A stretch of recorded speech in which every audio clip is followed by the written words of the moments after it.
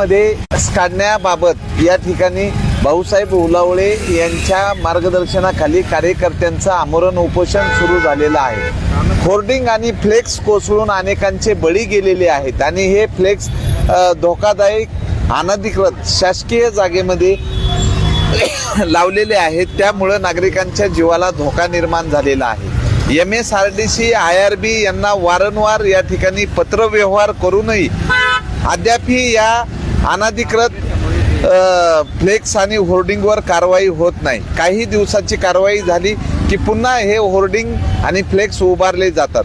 नुकत्याच पुण्यामध्ये मंगळवार पेठ बाजार या ठिकाणी घटना घडली होती, त्यानंतर रावेत किवळे या ठिकाणी घटना घडली होती, ठाण्यामध्ये घटना घडली होती आणि यामध्ये बऱ्याच नागरिकांचा मृत्यू झालेला आहे। मावळ तालुक्यामध्ये मुंबई पुणे महामार्गालगत मोठ्या प्रमाणात होर्डिंग आणि फ्लेक्स उभारलेले आहेत। सोसाट्याचा वारा आला तर या वाऱ्यामधनं हे होर्डिंग फ्लेक्स कोसळून अनेकांचे बळी जाऊ शकतात। यासाठी कार्ला फाटा जो आहे, कार्ला गेटच्या समोर या ठिकाणी आंदोलकांचं उपोषण सुरू झालेलं आहे। तर उपोषणकर्त्याकडनं आम्ही जाणून घेतोय की नेमकं या ठिकाणी कारवाई करण्यासाठी शासकीय अधिकारी का पुढे येत नाहीत, का यामध्ये होर्डिंगवाल्यांकडनं आणखी किती जणांचा बळी जाण्याची प्रतीक्षा होत आहे, काय सांगाल नेमकं की उपोषण करण्याची वेळ का आली? शासनाच्या जागेमध्ये या ठिकाणी अनधिकृत जे होर्डिंग लावलेले आहेत, फ्लेक्स लावलेले आहेत, अनेकांचे बळीही गेलेले आहेत। मी भाऊसाहेब उलावळे, आई एकविराच्या यात्रेचा आज मुख्य दिवस आणि या मुख्य दिवशी संपूर्ण महाराष्ट्रातून नव्हे तर कोकण भागातून जवळजवळ लाखोच्या संख्येने भाविक या ठिकाणी पालखीबरोबर दर्शनासाठी येत असतात। आज आपण बघतो की ह्या जो जुना मुंबई हायवे आहे, जुना हायवे आहे, त्या रस्त्याच्या बाजूला आपण बघत असाल हा समोर जो मोठा टावर लावलेला आहे, हा टावरही आपल्याला दिसतोय। हा अगदी जो जुना हायवे त्याच्यापासून 1-2 फुटाच्या अंतरावरती हा टावर लावलेला आहे। या ठिकाणी लाखो भाविक दर्शनासाठी येत असतात। यांना इथले भौगोलिक परिस्थितीची माहिती नसते आणि म्हणून त्यांच्या सुरक्षेच्या दृष्टीने स्थानिक एकविरा देवस्थान झालं, पोलीस प्रशासन झालं, PW झालं, मावळचे तहसीलदार यांच्या नेतृत्वाखाली सुरक्षा पुरवणं आपलं कर्तव्य आहे। परंतु हे जे फ्लॅग्स बघा, हे बाकीचे बॅनर बघा, याच्यामुळं भाविकांना अपघात होऊ शकतो अशा स्वरूपात हे फ्लॅग्स, हे टावर लावलेले आहेत आणि त्यामुळं एकविरा देवस्थानने एवढ्या महिनाभरात पत्रकार परिषद घेतलं। प्रत्येक वेळेस अधिकारी, पोलीस प्रशासन पत्रकारांना सांगितलं की आम्ही सुरक्षेसाठी हे केलं ते केलं। बरं, ही वस्तुस्थिती मात्र त्यांनी हे झाकून ठेवल्यासारखं हे केलं की याच्यामुळं भाविकांच्या जीवितास किती धोका आहे किंवा रात्रीच्या वेळेस भाविक येत असतात, त्यांना या भागाची माहिती नसते। सुरक्षा तर नाहीच आहे, भाविकांना अपघात होईल अशा स्वरूपात हे फ्लॅग्स लावलेले आहेत आणि याच्यामुळं हे प्रत्येक जो भाविक आहे, आपल्या परिसरातील सर्वसामान्य माणूस आहे, प्रत्येकाच्या मनात आहे की हे चुकीचं आहे। परंतु काही लोकांच्या जे मक्तेदारी आहे, स्वतःचा एकेकोरपणा आहे, त्याच्यामुळं कुणी बोलायला येत नाहीये। परंतु आमच्यासारख्या माणसाला हे सहन होऊ शकत नाही। जिथे तर अन्याय होतो तिथे तर आम्ही तर उभा असतोच। स्वतःवरती दुसऱ्यावरती अन्याय करायचा नाही आणि आपल्यावरती कुठल्या प्रकारचा अन्याय झाला, आपल्या सामान्य जनतेवरती कुठल्या प्रकारचा अन्याय झाला किंवा त्यांना कुठला त्रास होईल अशा स्वरूपाचं कोणी वर्तन करत असेल तर मग कुणीही असू द्या, त्याच्या विरोधात आपण आवाज उठवलाच पाहिजे आणि त्या आवाजच प्रतीक म्हणून आज या ठिकाणी आमरण उपोषणाला सकाळपासून 9 वाजल्यापासून आम्ही सुरुवात केलेली आहे। बरं, आतापर्यंत कोणकोणत्या अधिकाऱ्यांनी तुम्हाला भेटी दिल्या?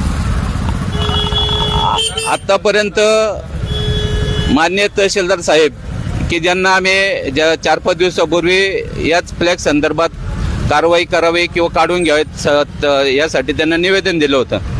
त्यांनी त्या निवेदनाचा आधार घेऊन संबंधित जे गटविकास अधिकारी, ग्रामसेवक आहे यांना याच्या अर्जाद्वारे, पत्रकाद्वारे सांगितले की जे फ्लॅग्सधारक आहेत त्यांच्यावरती फौजदारी कारवाई करा म्हणून। परंतु तहसीलदार साहेबांना सांगायचे की तुम्ही तिथं बसून पत्रक हे करून असं होणार नाही, कारण की आता दुपारनंतर आहे ना भाविकांची गर्दी वाढत असते। प्रत्यक्ष कारवाई आतापर्यंत व्हायला पाहिजे होती, परंतु अद्याप कुठलीही कारवाई झालेली नाहीये. आणि याच्यामुळं भाविकांच्या जे लाखो भाविक येतात त्यांच्या जीवितास धोका आहे. आणि हा धोका तुम्हा आम्हाला सगळ्यांना दिसत असून जर आपण कुठल्या राजकीय दबावाला बळी पडत असाल किंवा जे अधिकारी संबंधित अधिकारी आहे, ग्रामसेवक असन, PWDचे अधिकारी असन किंवा रस्ते विकास महामंडळाचे त्यांनी काही कुठली आर्थिक देवाणघेवाण केलेली आहे का कुणाबरोबर, म्हणून ते कारवाई करण्यास टाळाटाळ करत आहे. आणि उद्या जर भाविकाच्या जीवितास काय धोका झाला, कुठला अपघात झाला, त्याला कारणीभूत कोण? म्हणून आता एक अर्धा पाऊण तासामध्ये आता वेळ आहे अजून, तेवढ्या कालावधीमध्ये हे सगळे फ्लॅग्स अगदी एकविराच्या डोंगरापर्यंत जे डोंगरावरती पण फ्लॅग्स लावलेले आहेत, तर ते सगळे फ्लॅग्स कारला फाटा ते एकविराच्या डोंगरावर जे लावलेले फ्लॅग्स सगळे काढून घेणं काळाची गरज आहे.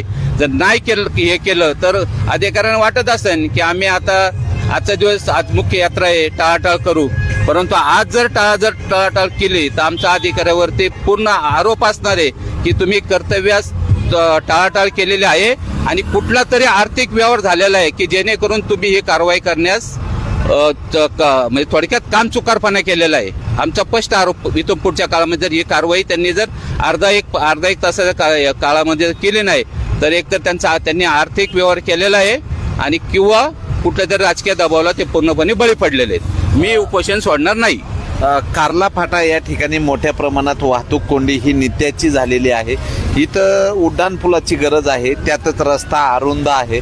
पावसाळ्यामध्ये मोठ्या प्रमाणात पाणी या परिसरात असते, तर प्रशासनाने इथला रस्ता रुंदीकरण करणं, तर त्यामध्ये फ्लॅक्समुळं तो रस्ता अरुंद होतोय, त्याबद्दल काय सांगा?